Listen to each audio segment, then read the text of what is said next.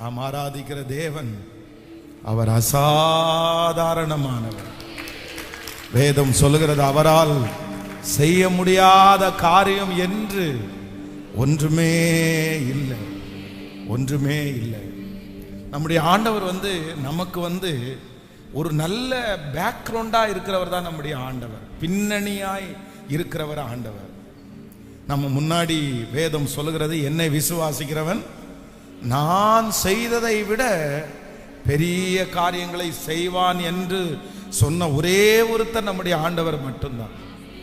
அப்போ சில நேரத்தில் நமக்கு ஒரு பெரிய பேக்ரவுண்டு எதுவுமே இருக்காது. பின்னாடி உங்களுடைய பேக்ரவுண்டு என்ன, நீங்க இந்த இடத்துல வர்றதுக்கு உங்களுக்கு பின்னணி என்ன இருக்குது, உங்க அப்பா என்ன செய்யறாரு, உங்க அம்மா என்ன பண்றாங்க அப்படின்னு கேட்டா, நமக்கு நிறைய பேருக்கு என்ன இல்லை அப்படின்னு சொன்னா இந்த பின்னணி இல்லை, பேக்ரவுண்டு இல்லை.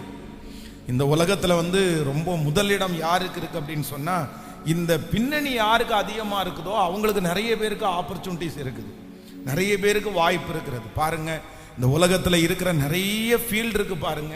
இந்த ஃபீல்டுல எல்லாம் யார் திரும்ப திரும்ப திரும்ப வர்றாங்க அப்படின்னு சொன்னா, இந்த பின்னணி இருக்கிறவங்க தான் நெக்ஸ்ட் நெக்ஸ்ட் நெக்ஸ்ட்.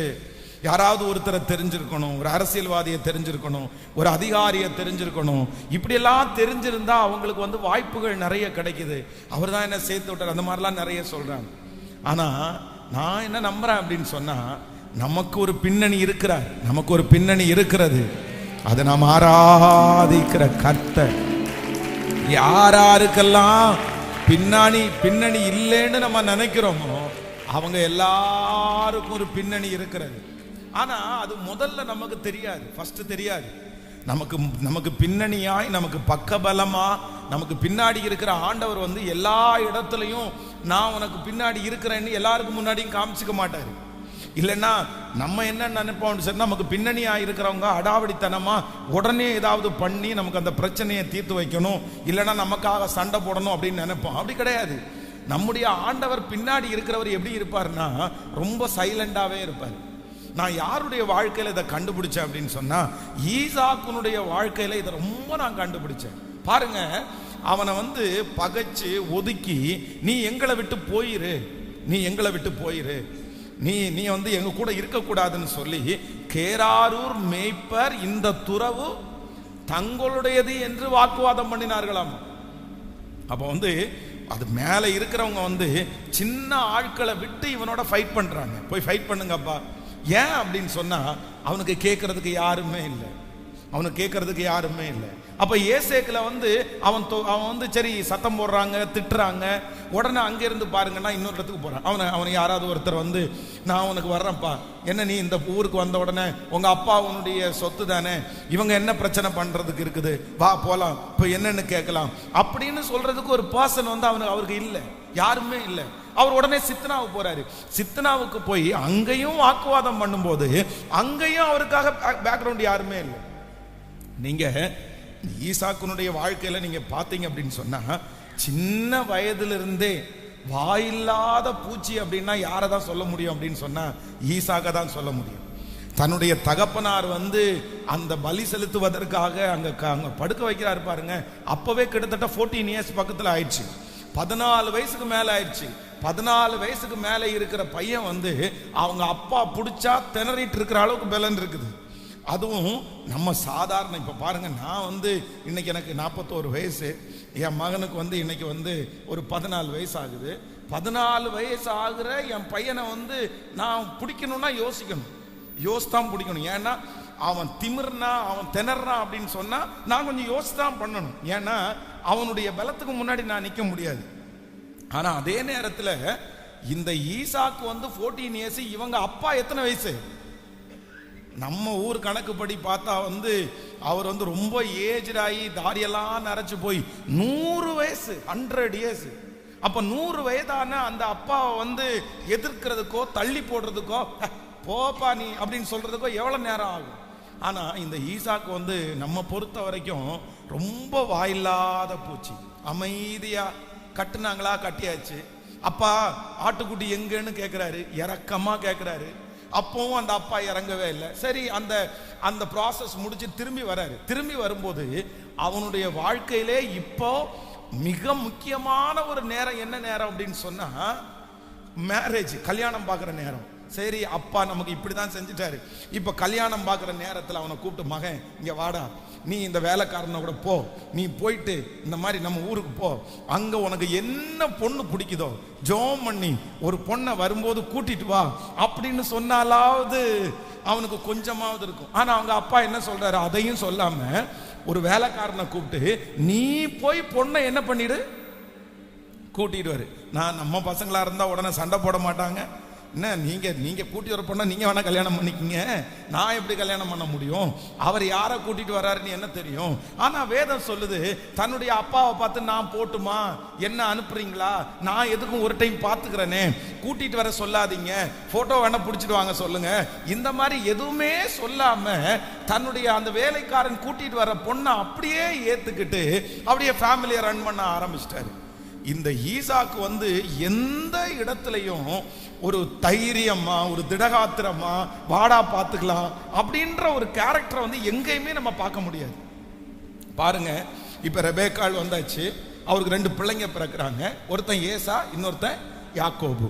ஆனா ஏசாவா அவருக்கு ரொம்ப பிடிக்கும். அவருக்கு எதனால பிடிச்சுன்னா, நான் ஒரு நாள் நினைக்கிறேன், நம்ம தான் இப்படி சோப்பலாங்கி மாதிரி இருந்துட்டோம், இல்ல நம்ம தான் இப்படி ஒரு வாது சூது இல்லாம இருந்துட்டோம், நமக்கு பிறந்த ஒரு புள்ள காட்டுக்கு போய் மிருகங்களை எல்லாம் வேட்டையாடி வர்ற அளவுக்கு ஒரு பெரிய பராசாலியா இருக்கிறானே அப்படின்னு நினைச்சாரோ என்னமோ தெரியல, ஏசா மேல அவருக்கு ரொம்ப பாசம் அதிகமாயிருச்சு. ஆனா இப்ப ஏசாட்ட சொல்றாரு, நீ போய், அவருக்கு கண்ணு 2ம் தெரியல, உடனே நீ போய் நல்ல பதார்த்தம் கொண்டு வா, நான் அவனை பிளஸ் பண்றேன்னு சொன்ன உடனே அவங்க அம்மா குறுக்கால ஒரு சின்ன வேலையை பார்த்து இவனை தள்ளி விட்டுட்டு அவன் வர்றதுக்கு முன்னாடி ஆசீர்வாதத்தை வாங்கிட்டு போயிட்டான். நல்ல ஒரு வீட்டுக்காரரா இருந்தா அந்த அம்மாவை கூப்பிட்டு என்ன சொல்லுவாங்க, பிடிச்சி ரைன்னு விட்டு, என்ன பண்ணிட்டு இருக்க நீ எல்லாம் என்ன இப்படி பண்ணிட்டு இருக்கிற, நான் தான் சொல்லி அனுப்பினேன் இல்ல அப்படின்னா எங்கிட்ட நீ கேட்க வேண்டியது தானே, நாங்க 2 பேரும் சேர்ந்து ஆசை வச்சிடலாம்ல அப்படின்னு எதுவுமே சொல்லாம அவங்க அம்மா திருப்பி சொல்றாங்க, இந்த மாதிரி ஒரு பையனை அவன் கொல்றதுக்கு பாக்குறான், எப்படியாவது இந்த பையனை அனுப்பி விடணும்னு சொன்ன உடனே திருப்பி அவனை கூப்பிட்டு ஒரு ஜெபம் பண்ணி ஆசீர்வச்சு, சரிப்பா நீ போயிட்டு வா, நீ நல்லா இரு, நீங்க சண்டை போட்டு கிடக்காதீங்க. அப்போ இந்த ஈசாக்கு பிறந்தது இருந்தே. இன்னொன்னு, சாராய் ஒரு இடத்துல சொல்றாங்க, என்ன சொல்றாங்கன்னா, இந்த அடிமை பெண்ணையும் அவனுடைய மகனையும் வெளியே தள்ளும், இவன் என்னுடைய குடும்பத்துல சுதந்திரவாளியா இருப்பதில்லை. ஏன், எதனால இருப்பதில்லை, எதனால இருப்பதில்லை? வேதம் சொல்லுது, இந்த ஈசாக்க இஸ்மவேல் எப்படி நினைச்சாராமா, இஸ்மவேல் ரொம்ப குறைவா நடத்துறாரு. இஸ்மவேல் ஈசாக்க பரியாசம் பண்றதை அவங்க அம்மா கண்டு, அப்ப பாருங்களேன், வீட்டுல பிறந்த அந்த அடிமையினுடைய பிள்ளை கூட இவரை என்ன பண்ணுது, அந்த இப்படி சத்தம் போடுற. அப்போ ஒரு வெகுளித்தனமா இருந்திருப்பாரு. ஆனா இவருக்கு பின்புலம் இல்லை அப்படின்னு சொல்லிட்டு கேரார் மேய்ப்பர் அந்த துறவு தங்களுடையது என்று வாக்குவாதம் பண்ணி அவனை துரத்தி விட்டு, ஏசேக்கிலிருந்து துரத்தி விட்டு, சித்னாவிலிருந்து துரத்தி விட்டு, ஆனா ரகபோத்து போனதுக்கு அப்புறம் அவங்க ஒண்ணு சொல்றாங்க பாருங்க. எனக்கு இன்னைக்கு வாசிக்கும் போது ரொம்ப ஆச்சரியமா இருந்துச்சு. 26ஆம் அதிகாரத்தினுடைய 28வது வசனத்துல வாசிக்கும் போது, நீ எடுக்க வேணாம், வாசிக்கும் போது, அதற்கு அவர்கள், நீங்க 27 வாசிங்களேன், 27 வாசிக்கும் போது, அப்பொழுது ஈசாக்கு அவர்களை நோக்கி, ஏன் என்னிடத்தில் வந்தீர்கள், நீங்கள் என்னை பகைத்து என்னை உங்களிடத்தில் இராதபடி துரத்தி விட்டீர்களே என்றான்.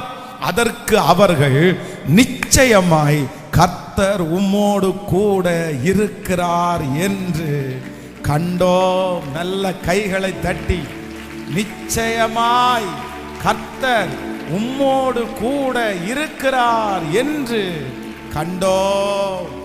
ஆண்டவருடைய பிள்ளைகளே, எனக்கு பின்புலம் யாருமே இல்லைன்னு நினைக்காதீங்க, எனக்கு பேக்ரவுண்ட் யாருமே இல்லைன்னு நினைக்காதீங்க. எனக்கு யார் பேக்ரவுண்ட் இருக்கா, நீங்க வெகுளியா இருக்கலாம், உங்களை எதிர்க்கும் போது எதிர்க்கிறதுக்கு யாருமே இல்லாம இருக்கலாம், உங்களுக்காக சண்டை போடுறதுக்கு யாருமே இல்லாம இருக்கலாம், உங்களுக்காக வழக்காடுறதுக்கு யாருமே இல்லாம இருக்கலாம். நீங்க சொல்லலாம், ஆண்டவரே நீர் கூட அமைதியா இருக்கிறீரே, ஆண்டவரே நீர் கூட சும்மா இருக்கிறீரே, ஆண்டவரே இவன் என்கிட்ட பிரச்சனை பண்ணும் போதே அவன் வாய் மேல ஒண்ணு போட்டிருந்தீங்கன்னா, இவன் என் கூட சண்டை போடும் போதே நீங்க ஏதாவது ஒண்ணு செஞ்சிருந்தீங்கன்னா அவன் கொஞ்சம் அமைதியா இருந்திருப்பான்ல. கர்த்தருடைய பிள்ளைகளே, ஆண்டவரை பொறுத்தவரை உங்க கூட இருக்கிறத எப்படி நிரூபிப்பாருன்னா, உங்க எதிரிட்ட போய் சண்டை போடுறதுல நிரூபிக்க மாட்டாரு, உங்க எதிரியினுடைய வாயில புண்ணு வர்றதுக்கெல்லாம் அனுமதிக்க மாட்டாரு. என்ன பண்ணுவார் அப்படின்னா, உன் சத்துருக்களுக்கு முன்பாக நான் உனக்கு ஒரு பந்தியை ஆயத்தப்படுத்தி உன் தலையை எண்ணெயினால் அபிஷேகம் பண்ணி உன் பாத்திரத்தை நிரம்பி வழிய பண்ணுகிற தேவன். ஹல்லேலூயா. கர்த்தர் உங்களோட கூட இருக்கிறாரா பிரதர்? கர்த்தர் உங்களோட கூட இருக்கிறார் அப்படின்றத எதிரியின் இடத்துல எப்படி நிரூபிப்பாருன்னா, அடி சண்டை போட்டு அடிதடி வச்சில்ல, கர்த்தர் அவன் கண்ணுக்கு முன்னாடியே உங்களை உயர்த்தி ஆசீர்வதித்து மேன்மைப்படுத்தி உங்களை அப்படியே உயர்த்த உயர்த்த உயர்த்த உயர்த்த சத்துரு கண்டுகொள்ளுவான். சத்துரு கண்டுகொள்ளுவான். நிச்சயமாய் கர்த்தர் உம்மோடு கூட இருக்கிறார். உங்களுக்கும் எனக்கும் ஒரு பெரிய பேக்ரவுண்டு கர்த்தர் இருக்கிறார் என்று நம்புறவங்க கரங்களை மேல தட்டி, முழு பெல்லத்தோடு மேல தட்டி, ஹல்லேலூயா. என்ன கேட்கறதுக்கு ஒருத்தர் இருக்கிறார், என்ன விசாரிக்கிறதுக்கு ஒருத்தர் இருக்கிறார், ஒருத்தர் இருக்கிறார், ஒருத்தர் இருக்கிறார். ஹல்லேலூயா. அந்த நம்பிக்கை முதல்ல ஆண்டவருடைய பிள்ளைகளாகிய நமக்கு வேணும், நமக்கு வேணும். கர்த்தர் சில நேரத்தில் கர்த்தர் அப்படியே அனுமதிப்பார். இப்போ வேதத்தில் ஃபர்ஸ்ட் ரத்த சாட்சியாய் மரித்த ஸ்தேவானை ஆண்டவர் அப்படியே அனுமதிச்சிட்டாரு. ஆண்டவர் ஏன் ஆண்டவர் அந்த இடத்துல சண்டை போடக்கூடாதா? அந்த மாதிரி கல் எடுத்து எரிகிற அத்தனை கல்லையும் பஞ்சு மாதிரி ஆண்டவரால் மாற்ற முடியாதா அப்படின்னு நம்ம நிறைய பேர் கேட்போம். ஆனா என்னன்னா, ஆண்டவர் இருக்கிறாரா? ஆண்டவர் அவருக்கு பின்னாடி இருக்கிறாரா? நம்ம பார்வைக்கு, சுத்தி இருக்கிறவங்க பார்வைக்கு ஆண்டவர் இருக்கிறத கண்டுபிடிக்க முடியாது. ஆனா ஆண்டவர் கீழே இல்ல, எங்க இருந்தார் தெரியுமா? மேல இருந்து அவனை வரவேற்கிறதற்காக கர்த்தர் ரெடியா இருந்தார். ஆண்டவர் என்ன நினைச்சார் அப்படின்னு சொன்னா, நீ இங்க இருக்கிறத விட நீ எங்க இருப்பா? நீ மேலே என் கூட வந்துரு. அதனால ஆண்டவருடைய பிள்ளைகளே, இன்றைக்கு நீங்க இந்த 14வது நாள் நான் சொல்றேன், உங்களுக்கும் எனக்கும் ஆண்டவர் ஒரு பெரிய வாக்கு கொடுக்கிறார். உங்களுக்கு பேக்ரவுண்டு யாருமே இல்லைன்னாலும் எனக்கு பேக்ரவுண்டு என் தகப்பன் இருக்கிறார். என் உலக தகப்பன் இல்லை என்றாலும் என்னுடைய பரம தகப்பன் எனக்கு பேக்ரவுண்டா இருக்கிறார். எனக்கு உலகத்தில் இருக்கிற எந்த மனுஷனும் இல்லை என்றாலும் பரலோக தேவன் எனக்கு பின்னணியிலே இருக்கிறார். ஹல்லேலூயா. யாக்கோபு லாபானுடைய வீட்டுக்குள்ள போகும்போது லாபான் என்ன நினைக்கிறார் அப்படின்னு சொன்னா, இவனை கேட்கறதுக்கு யாருமே, சொல்லுங்களேன், என்ன பிரச்சனையோட வந்திருக்கிறாரு யாக்கோபு? லாபானுடைய வீட்டிலே யாக்கோபு என்ன பிரச்சனையோட வந்திருக்கிறார் அப்படின்னு சொன்னா, தன்னுடைய அண்ணனுடைய ஆசீர்வாதத்தை ஏமாத்தி வாங்கிட்டான். இப்போ அண்ணன் என்ன பண்ணிருக்கிறான்னா, ஒரு பெரிய அருவாவை தீட்டி வச்சுட்டு, வா மகனே, நீ வந்தேன்னா உன்னை நான் என்ன பண்ணிடுவேன், உன்னை வெட்டி கூறு போட்டுருவேன். நீ இப்ப வரமாட்ட, ஆனா அம்மா அப்பா 2 பேரும் மண்டையை போடுற ஒரு நாள் கண்டிப்பா நீ அடக்கம் பண்றதுக்கு என்ன பண்ணுவ, நீ வருவ. வர்ற அன்னைக்கு நான் உன்னை என்ன பண்ணுவேன், நான் போடுவேன்னு சொல்லிட்டு ஒரு அருவாவை ரெடி பண்ணி வச்சிருக்கிறான் அவன் வீட்டுல. இப்போ மாமனார் வீட்டுல வந்த உடனே மாமனாருக்கு என்ன தெரிஞ்சு போச்சு அப்படின்னு சொன்னா, இவன் இனி எங்க போக முடியாது, சொல்லுங்க, அவங்க வீட்டுக்கு போக முடியாது. அதனால இந்த லாபான் இவனை இவ்வளவு இதுவா நடத்துறதுக்கு காரணம் அப்படி என்னன்னா, இவனை கேட்கறதுக்கு யார் இருக்கா? உன்னை கேட்கறதுக்கு யார் இருக்கா? உன்னை கேட்கறதுக்கு யார் இருக்கா? செய், 7 வருஷம் வேலை செய். 7 வருஷம் வேலை செஞ்சு முடிச்சோன்னு ஒரு பொண்ணை கல்யாணம் பண்ணி தரேன்னு சொல்லிட்டு மாத்தி கல்யாணம் பண்ணி கொடுத்தா நம்மளா இருந்தா விடுவோமா? சொல்லுங்களேன். குடும்பக்காரங்க மொத்த பேரும் போய் நிக்க மாட்டோம். பொண்ணையும் கூட்டி காலையில கூட்டு போய் நிக்க வச்சுட்டு என்னையா பண்ணிட்டு இருக்கிற, 7 வருஷம் என் பிள்ளை உன் வீட்டுல இந்த பொண்ணுக்காக உழைச்சு நீ என்னடா ஆளை மாத்தி கொடுத்துருக்கிற அப்படின்னு. ஆனா அவன் கல்யாணம் பண்ணி கொடுத்தத, இந்த பொண்ணை மாத்தி கொடுத்ததை யாராவது ஒருத்தர் கேட்டாங்களா? சொல்லுங்க. இவன் ஈஸியா சொல்லிட்டாரு. லாபான் என்ன சொல்றாரு? லாபான், சரி 7 வருஷம் அந்த பொண்ணுக்காக வேலை செய்த, இந்த பொண்ணுக்காக இன்னொரு அப்படியே என்னமோ அவனுக்கு 7 வருஷம்ன்றது சும்மா, இவருக்கு 7 வருஷம் 7 நாள் மாதிரி இருந்தது உண்மைதான். ஆனா லாபானுக்கு எப்படி இருக்கலாம்? செய் அப்படின்னு ஒண்ணுமே யோசிக்கல. செய், இன்னொரு 7 வருஷம் என் கூட இரு. எவ்வளவு, யாருமே இல்லை, யாருமே இல்லை, யாருமே இல்லை. அதுக்கப்புறம் 10 முறை சம்பளத்தை ஏமாத்துறாரு. இரவில் ஏதாவது ஆடு திருடா, இரவில் ஏதாவது களவாண்டு போச்சு அப்படின்னா அதை இவர் கொடுக்குறாரு. காலையில் ஏதாவது திருடிட்டு போச்சுன்னா அதை இவர் கொடுக்குறாரு. இப்படியே அவ்வளவு சித்திரவதை. என்ன அப்படின்னு சொன்னா, கேட்கறதுக்கு யாருமே இல்லை. ஆனா ஒரே ஒரு இடத்துல யாக்கோபு ஒரு ஸ்டேட்மெண்ட் கொடுக்கிறாரு. இத பாருங்க, என்னை இவ்வளவு தூரம் யாருமே இல்லைன்னு நினைச்சு நீங்க என்ன ட்ரீட் பண்ணீங்க, என்னை எவ்வளவோ பிரச்சனை பண்ணீங்க, என்னை எவ்வளவோ ஏமாத்துனீங்க. ஆனா இன்னைக்கு எனக்கு ஆடு மாடுகள் எல்லாம் பெருகி இருக்கு. காரணம் என்ன தெரியுமா? என்னுடைய அப்பாவுக்கு ஒரு தேவன் இருக்கிறார்ல, என்னுடைய தகப்பனுடைய தேவன் என்னோடு இராமற் போயினால். நீங்க ஆதியாகமம் 31ஆம் அதிகாரத்தினுடைய 42வது வசனத்தை வாசிக்கும் போது சொல்லுது, என் பிதாவின் தேவனாகிய ஆபிரகாமின் தேவனும் ஈசாக்கின் பயபக்திக்குரியவரும் என்னோடு இராமற் போனார். நீர் இப்பொழுது என்னை வெறுமையாய் அனுப்பிவிட்டிருப்பீர். தேவன் என் சிறுமையையும் என் கையின் பிரயாசத்தையும் பார்த்து நேற்று ராத்திரி உம்மை கடிந்து கொண்டார் என்று சொன்னான். கைகளை நன்றாய் தட்டி, முழு பலத்தோடு கைகளை தட்டி, முழு பலத்தோடு கைகளை தட்டி, என் கூட ஒருத்தர் இருக்கிறார், அவர் ஆபிரகாமின் தேவன், அவர் ஈசாக்கின் பயபக்திக்குரியவர், என்னோடு இருக்கிறதுனால தான் நீ என்ன வெறுமையா அனுப்பவே முடியல. ஹல்லேலூயா. அப்போ ஆண்டவர் நம்ம கூட இருக்கிற. அப்போ லாபான் 7 வருஷம் வேலை செய்யணும்னு சொல்லும் போது நம்ம பாணிபடி எப்படி வந்திருக்கணும் அப்படின்னு சொன்னா, உடனே கர்த்தர் இறங்கி நின்று, மகனே என்ன செய்கிறாய், என் மகனை எப்படி இப்படி நடத்தலாம், நீ இப்படி ஏமாற்றலாமா அப்படின்னு சொல்லணும்னு நம்ம எதிர்பார்ப்போம். கர்த்தர் நம்மோடு கூட இருந்தா அப்படித்தானே எதிர்பார்ப்போம். ஆனா ஆண்டவர் எப்படி இருந்தாரு? ரொம்ப சைலண்டா இருந்தாரு. ஆண்டவர் ரொம்ப அமைதியா இருந்தாரு. ஆண்டவர் ஒண்ணுமே யோசிக்கல.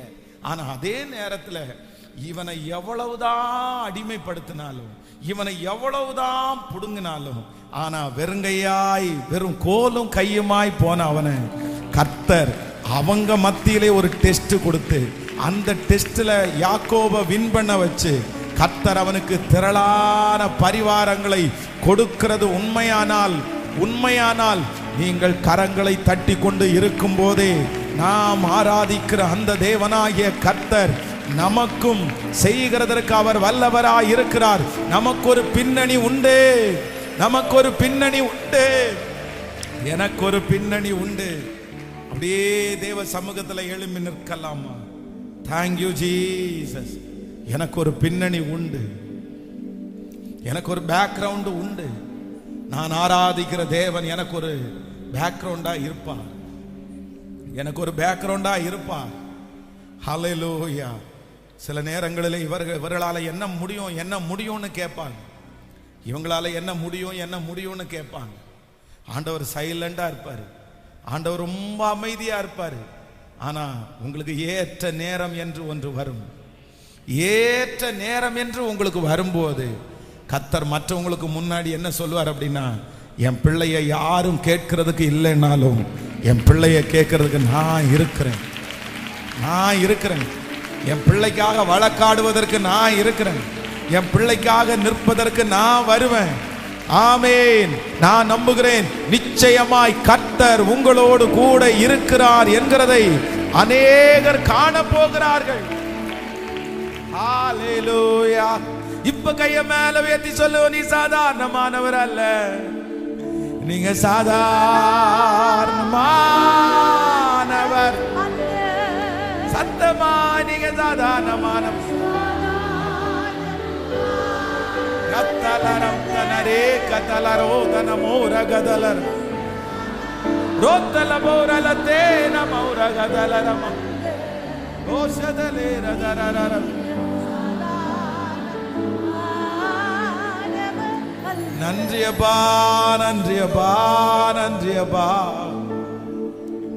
எனக்கு பக்கபலமா இருக்கிறதற்காக நன்றியப்பா, எனக்கு பின்பலமா இருக்கிறதற்காக நன்றியப்பா. எனக்கு ஒரு பேக்ரவுண்டு உண்டு, என் பிள்ளைக்கு ஒரு பேக்ரவுண்டு உண்டு, என் குடும்பத்திற்கு ஒரு பேக்ரவுண்டு உண்டு, என்னை கேட்கறதுக்கு ஒருத்தர் உண்டு, எனக்காக யுத்தம் பண்ணுகிறதுக்கு ஒருத்தர் உண்டு, எனக்காக சத்துருக்கள் வழக்காடுறதுக்கு ஒருத்தர் உண்டு. சொல்லி சொல்லி சொல்லி கர்த்தரை ஆராதிச்சு, நன்றி ஆண்டவரே, ஓ நன்றி நன்றி நன்றி நன்றியப்பா, நன்றி நன்றி நன்றி நீங்க சாதாரணமானவர் அல்ல.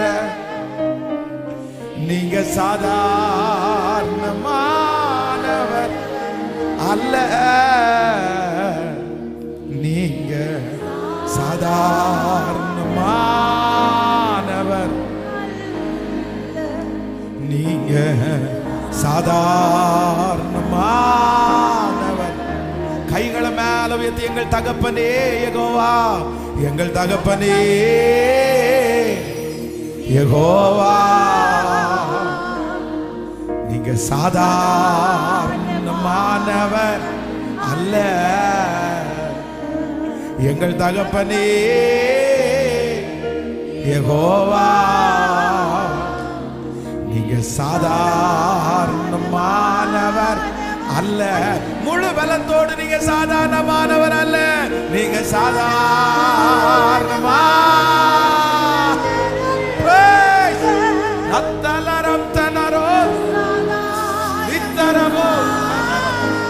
சொல்ல சொல்ல சொல்ல சொல்ல அந்த மகிமை மகிமை மகிமை. நன்றி அப்பா, நன்றி அப்பா, நன்றி. ஹல்லேலூயா. நீங்க சாதாரணமானவர். நீங்க சாதாரணமானவர் அல்ல. உலகமெல்லாம் மறக்குதையா, உணர்வு எல்லாம் இனிக்குதையா. உலகமெல்லாம் மறக்குதையா, உணர்வு எல்லாம் இனிக்கி போட்டோ. உம் நாமம் துதிக்கையிலே ஏசுக்கி போட்டோ. உம் அன்பை சத்தமாய் உம் நாமம் துதி. உம் நாமம் துதிக்கையிலே ஏசையா, உம் அன்பை ருசிக்கையிலே ராஜ் உயிரான் உயிரான் உயிரான். அப்படியே விட்டு கொடுத்து ஆராதிங்க பார்க்கலாம். ஆராதிக்க ஆராதி. இந்த 14வது நாள் நீர் இறங்கி வாரும். என் உயிரான இயேசு, என் உயிரோடு கலந்து, என் உயிரே நன்மை துதிப்பேன். என் உயிரே நான் உம்மை துதிப்பேன். என் உயிரா, என் உயிரா, உயிரா. கர்த்தரை ஆராதிக்க ஆராதிக்க அந்த பிரசன்னம் வருது. நன்றி அப்பா, நன்றி அப்பா. என் உயிரான இயேசு, உயிரோடு கலந்து, என் உயிரே உம்மை துதிப்பேன். என் உயிரே நான் உம்மை துதிப்பேன். கைகளை மேல உயர்த்தி நீர் மாத்திரம் போதும், நீர் மாத்திரம் போதும், நீர் மாத்திரம் போதும் எனக்கு. நீர் மாத்திரம் போதும். அடுத்த நோட்டு.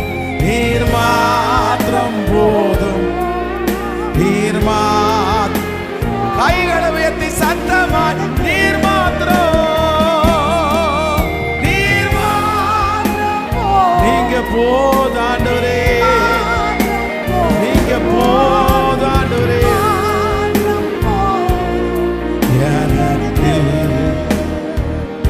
யெகோவா ஈரே தந்தையாம் தெய்வம். நீர் மாத்திரம் போதும் எனக்கு. யெகோவா ரப்பே, யெகோவா ரப்பே.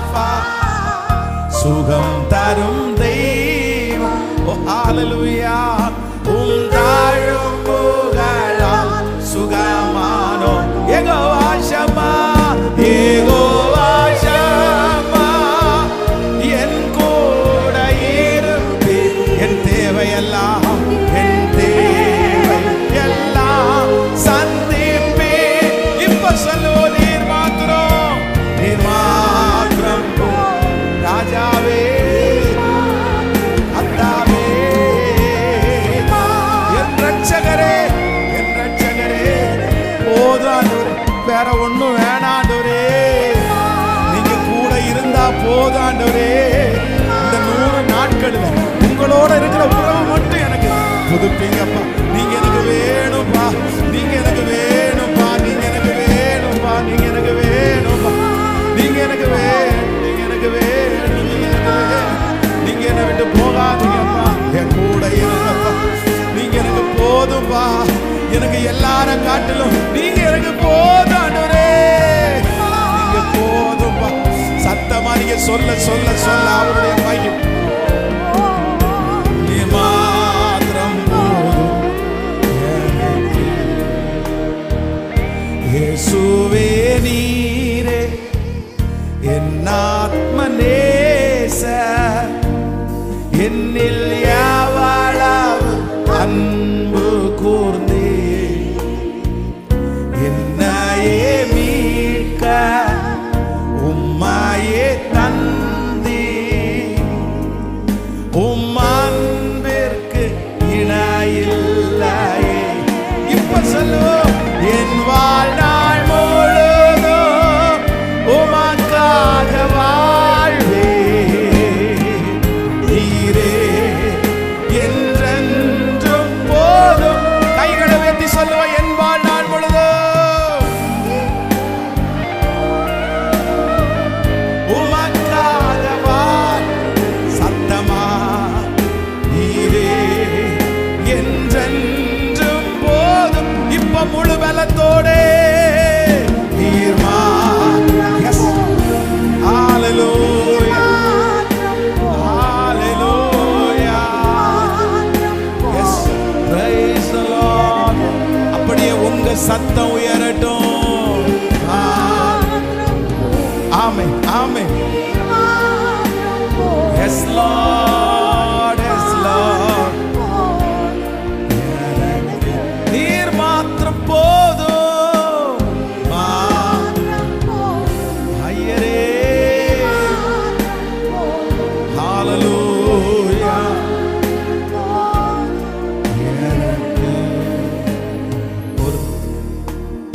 இத்தனை ஆண்டுகள் எம்மையும் தோள்களில் தூக்கி சுமந்ததை நாங்கள் பாடுவோம். எங்கள் கண்களில் கண்ணீர் வடிகையில் துடைக்க வந்ததை நாங்கள் பாடுவோம். தேடினால் காணப்படுகிறீர், கூப்பிட்டால் அதில் தருகிறீர். அப்பா, தேடினால் காணப்படுகிறீர், கூப்பிட்டால் பதில் தருகிறீர். பேரின்பம் இது அன்றி வேறில்லை, சுகவாழ்வு இதை போல ஏதும் இல்லை. பேரின்பம் இது அன்றி வேறில்லை, சுகவாழ்வு இதை போல ஏதும். முடிஞ்சவங்க கைகளை மேல உயர்த்தி, இயேசு ராஜா, இயேசு ராஜா, இயேசு ராஜா, இயேசு ராஜா, இயேசு ராஜா, இயேசு ராஜா, இயேசு ராஜா,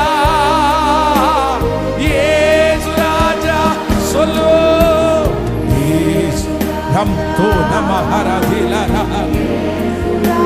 இந்த 14வது நாள் உம்முடைய மகிமை வந்திருக்கிறதற்காக, உம்முடைய பிரசன்னம் பிரசன்னம் வந்திருக்கிறதற்காக இந்த வார்த்தையை உச்சரிக்க மலைகள் பர்வதங்கள் மெழுகு போல உருகி போகிறதற்காக நன்றி அப்பா. ஓ இயேசு ராஜா, கைகளை தட்டி அந்த இயேசு ராஜா, கரங்களை தட்டி இயேசு ராஜா. இந்த 14வது நாள் அவர் பிரசன்னராய் இருக்கிறார். அவருடைய மகிமை பிரசன்னமாய் இருக்கிறது. ஓ அவருடைய வாக்குத்தத்தங்கள் நமக்கு நேராய் வருகிறது. நன்றி அப்பா, நன்றி நன்றி அப்பா, நன்றி நன்றி அப்பா, நன்றி. உங்க பிரச்சனைகளை நடத்தினதற்காக நன்றி. உம்முடைய மகிமை எங்களை மூடிக்கொண்டதற்காக நன்றி அப்பா. Thank you Jesus, thank you Jesus. உங்க கரங்களிலே எங்களை தாழ்த்துகிறோம். நீர் இந்த 14 நாட்களாக கொடுத்து வருகிற ஒவ்வொரு வார்த்தைக்காக உமக்கு ஸ்தோத்திரம். அந்த வார்த்தைகள் நிறைவேறி கொண்டிருக்கிறதற்காக ஸ்தோத்திரம். இந்த வார்த்தைகள் எங்கள் தலையின் மேல் இருப்பதற்காக ஸ்தோத்திரம். உங்க வருகை தாமதிக்குமானால் சந்ததி சந்ததியாய் அந்த வார்த்தை தொடர போகிறதற்காக ஸ்தோத்திரம். அந்த வார்த்தை சாபங்களை முறியடிக்கிறதற்காக ஸ்தோத்திரம். அந்த வார்த்தை இல்லாதவைகளை இருக்கிறது போல அழைக்கிறதற்காக ஸ்தோத்திரம். நன்றி அப்பா. உங்க கரங்களை எங்களை முழுவதுமாய் உருவாக்கட்டும். இயேசுவின் மூலம் ஜெபம் ஏறெடுக்கிறோம் நல்ல பிதாவே, ஆமென். கர்த்தர் நல்லவர். அமரலாம். கர்த்தர் நல்லவர், கர்த்தர் நல்லவர், கர்த்தர் நல்லவர். கர்த்தர் ரொம்ப ரொம்ப ரொம்ப நல்லவர். அவர் நமக்கு ரொம்ப நல்லவராய் இருந்திருக்கிறார். இந்த 14 நாட்களும் நமக்கு விசேஷமான நல்லவராய் இருந்திருக்கிறார். எத்தனை பேர் ஆமோதிக்கிறீர்கள்? அவர் சொன்ன வார்த்தை நம்மை உருவாக்கி கொண்டே இருக்கிறது. இது கர்த்தர் நியமித்த நாள். இந்த 100 days கர்த்தர் நியமித்த நாள். இந்த 100 நாள் பரலோகம் நியமித்த ஒரு நாள். இந்த 100 நாள் ஆண்டவருடைய பெரிய சித்தத்திற்கு உள்ளான இந்த 100 நாள். இந்த 100 நாளிலே தனிப்பட்ட விதத்திலே ஆண்டவர் நம்மை மாற்ற போகிறார். பர்சனலா ஆண்டவர் ஒரு பெரிய என்கவுண்டர் பண்ணி நம்மை சுத்திகரித்து விட முடியாத சில பாவ பழக்கத்திலிருந்து ஆண்டவர் முற்றிலுமாய் நம்மை மீட்டெடுக்க போகிறார். பர்சனலா ஆண்டவரோடு ஒரு பெரிய கனெக்ஷனை ஆண்டவர் உண்டு பண்ண போகிறார். இந்த 100 daysல ஆண்டவர் இந்த உலகத்திலிருந்து அநேகரை வித்தியாசமாய் வேறு பிரிக்க போகிறார். யாரெல்லாம் வாஞ்சையோடு விருப்பத்தோடு அப்படியே ஆண்டவருடைய வார்த்தையை ஏக்கத்தோடு இந்த 100 நாட்களும் நீங்கள் ஆண்டவரை நெருங்குறீர்களோ அவர்களுக்கு பர்சனலா ஒரு சேஞ்ச், தனிப்பட்ட விதத்தில் ஒரு மாற்றத்தை, ஒரு மிகப்பெரிய மாற்றத்தை ஆண்டவர் தருவேன் என்று நமக்கு வாக்கு கொடுத்திருக்கிறார். அதை நிச்சயமாய் ஆண்டவர் தருவார். ஆமேன். தனிப்பட்ட விதத்திலே மாற்றத்தை உண்டு பண்ணது மட்டுமல்லாமல் ஆண்டவர் நம்மை சுற்றி ஒரு மாற்றத்தை ஆண்டவர் தரப்போறாரு.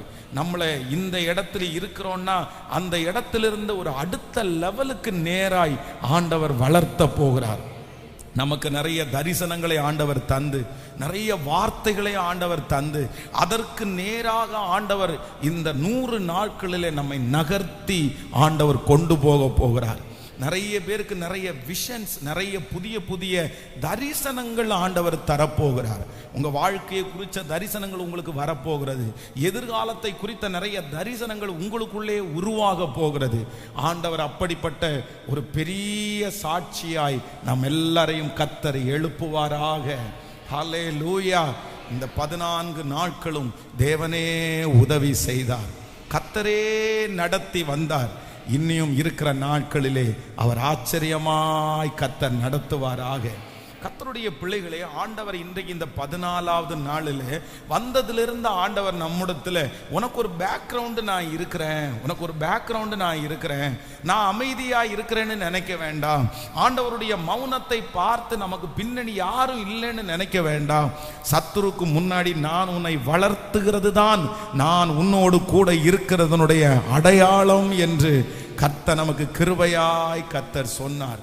வேதத்துல நீங்கள் 1 ராஜாக்களின் புஸ்தகத்திலே 17ஆம் அதிகாரத்தினுடைய 3வது வசனத்தை நீங்க வாசிப்பீங்கன்னா, ஆமென், 1 ராஜாக்கள் 17ஆம் அதிகாரத்தினுடைய 3வது வசனத்தை வாசிக்கும் போது, நீ இவ்விடத்தை விட்டு கீழ் திசையை நோக்கி போய் யோர்தானுக்கு நேராய் இருக்கிற கேரித் ஆற்றங்கண்டையிலே ஒளிந்து கொண்டு இரு. இன்னொரு விஷயம் கூட வாசிக்கலாம்.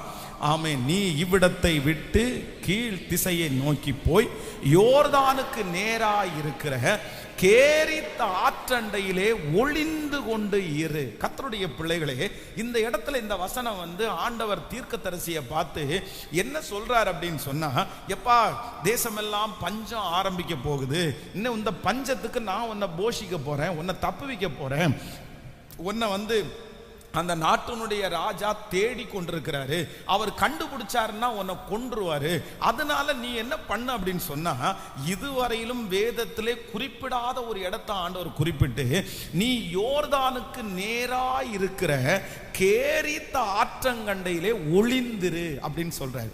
கவனிங்க ஆண்டவருடைய பிள்ளைகளே. ஆனா இதுக்கு முன்னாடி எல்லாம் நம்ம வாசிக்கும் போது என்ன வரும் அப்படின்னா, அந்த ஏரியாவில் அவங்க குடியிருக்கிற இடத்துல யோர்தான் யோர்தான் யோர்தான் யோர்தான் பிரவாகித்து வந்தது. யோர்தான் மேல அவங்களுடைய கால் பட்ட உடனே அது பொளந்துச்சு. இந்த யோர்தான் அப்படின்றது என்ன அப்படின்னா, மிக பிரம்மாண்டமான ஒரு நதி, ஒரு பிரம்மாண்டமான ஒரு ஆறு. அப்படின்னா அதுக்கு முன்னாடி யாரையும் எதிர்த்து நிற்க முடியாது. அது காலையில் நம்ம தியானிச்சது போல வேதம் சொல்லுது, அது அறுப்பு காலத்துல கரை புரண்டு ஓடக்கூடிய ஒரு மிகப்பெரிய ஆறு. ஆனா இந்த கேரித்த ஆறு அப்படின்னு சொல்றது என்ன அப்படின்னா, ரொம்ப குட்டி, அப்படின்னா சப்பா இருக்கும் பாருங்க, ஒரு சின்ன சின்ன. இந்த கேரித்த ஆறு இந்த மாதிரி சின்ன சின்ன ஆறு போய் தான் அந்த பெரிய ஆத்துல கலக்கி அந்த ஆறு இப்ப என்னமா தெரியும் அப்படின்னா பிரம்மாண்டமா தெரியும். அப்போ இந்த சின்ன ஆறை எங்கேயுமே குறிப்பிடப்படலை, யாருமே அது ஒரு பெரிய ஆறா அதை கன்சிடர் பண்ணல.